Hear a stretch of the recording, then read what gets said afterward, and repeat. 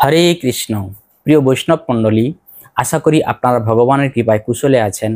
আগামী 22শে জুন রবিবার 2025 শ্রী শ্রী যোগিনী একাদশী। এই ব্রত পালন করলে 88,000 ব্রাহ্মণ ভোজনের ফল লাভ পাবেন অনায়াসে। এই যোগিনী একাদশী হচ্ছে মহাপাপ নাশকারী। যারা এই যোগিনী একাদশীর ব্রত মহাত্ম্য শ্রবণ করবে তারা সমস্ত পাপ থেকে মুক্ত হবে এবং এই আষাঢ় মাসের কৃষ্ণপক্ষের একাদশী যোগিনী একাদশী তিথি ভবসাগরে পতিত মানুষদের উদ্ধারের একমাত্র নৌকা স্বরূপ। আশা করি আপনারা 22শে জুন রবিবার 2025 এই যোগিনী একাদশী ব্রত নিষ্ঠার সঙ্গে পালন করবেন প্রতিটি একাদশীর ন্যায়। এই যোগিনী একাদশীর পারণ কখন? এই যোগিনী একাদশীর পারণ একাদশীর পরের দিন 23শে জুন সোমবার 2025 সকাল 4:51 থেকে 9:22 মধ্যে আপনারা এই যোগিনী একাদশীর পালন করে নেবেন। এখন আমরা শ্রবণ করব এই যোগিনী একাদশী ব্রতের মহাত্ম্য। এই একাদশীর মহাত্ম্য শ্রবণ করলে সর্বপাপ থেকে মুক্ত হবেন। আসুন আমরা শ্রবণ করি এই যোগিনী একাদশী ব্রতের মহাত্ম্য।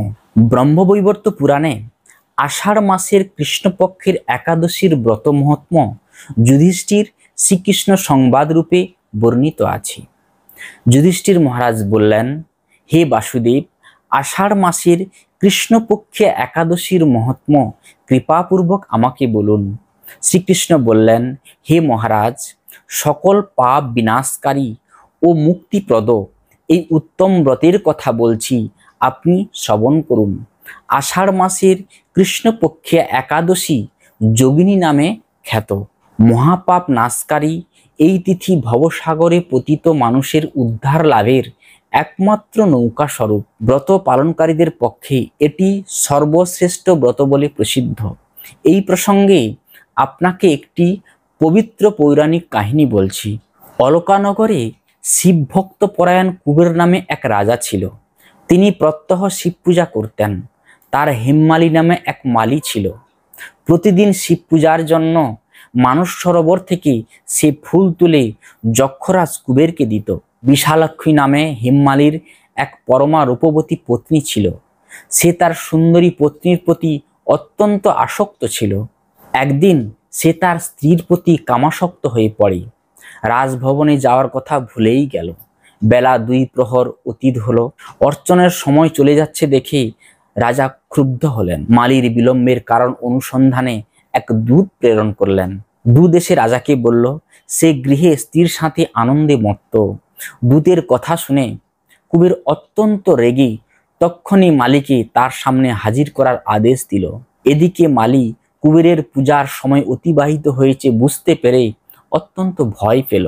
তাই স্নান না করেই সে রাজার কাছে উপস্থিত হলো। তাকে দেখা মাত্র রাজা ক্রোধবশে চোখ রাঙিয়ে বললেন, রে পাপিষ্ঠ দুরাচার, তুই দেব পূজার পুষ্প আনতে অবজ্ঞা করেছিস, তাই আমি তোকে অভিশাপ দিচ্ছি, তুই শ্বেত কুষ্ঠগ্রস্ত হয়ে যা এবং তোর প্রিয়তমা ভার্যার সাথে তোর চির বিয়োগ সংগঠিত হোক। রে নীচ, তুই এক্ষুনি এই স্থান থেকে ভ্রষ্ট হয়ে অধোগতি লাভ কর। কুবেরের এই অভিশাপে দেবমালী পত্নীর সাথে স্বর্গভ্রষ্ট হয়ে দীর্ঘকাল যাবৎ কুষ্ঠরোগ ভোগ করতে লাগলো। রোগের যন্ত্রণায় দিন অথবা রাত্রি কখনোই সে সুখ পেত না। এভাবে শীত গ্রীষ্মে প্রচণ্ড বেদনায় বহু কষ্টে সে জীবনযাপন করতে লাগলো। কিন্তু দীর্ঘদিন মহাদেবের অর্চনের ফুল সংগ্রহের সুকৃতির ফলে সে পাপগ্রস্ত হয়েও বৈষ্ণব শ্রেষ্ঠ শিবের বিস্মরণ কখনো হয়নি। একদিন হেমমালী ভ্রমণ করতে করতে হিমালয়ে শ্রী মার্কণ্ডেয় ঋষির আশ্রমে উপস্থিত হলো। কুষ্ঠরোগে পীড়িত সপত্নী হেমমালীকে দর্শন করে শ্রী মার্কণ্ডেয় তাকে জিজ্ঞাসা করলেন, তুমি কার অভিশাপে এইরকম নিন্দনীয় কুষ্ঠরোগগ্রস্ত হয়েছ? সে উত্তর দিল, হে মুনিবর, রাজা ধনকুবেরের আমি ভৃত্য ছিলাম।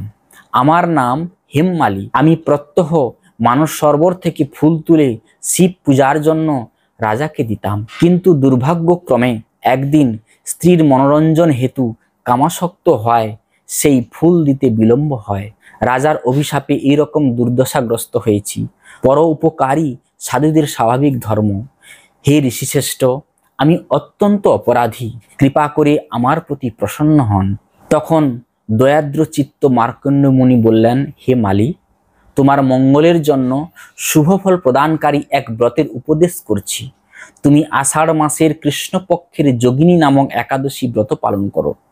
এই ব্রতের পুণ্য প্রভাবে তুমি অবশ্যই কুষ্ঠব্যাধি থেকে মুক্ত হবে।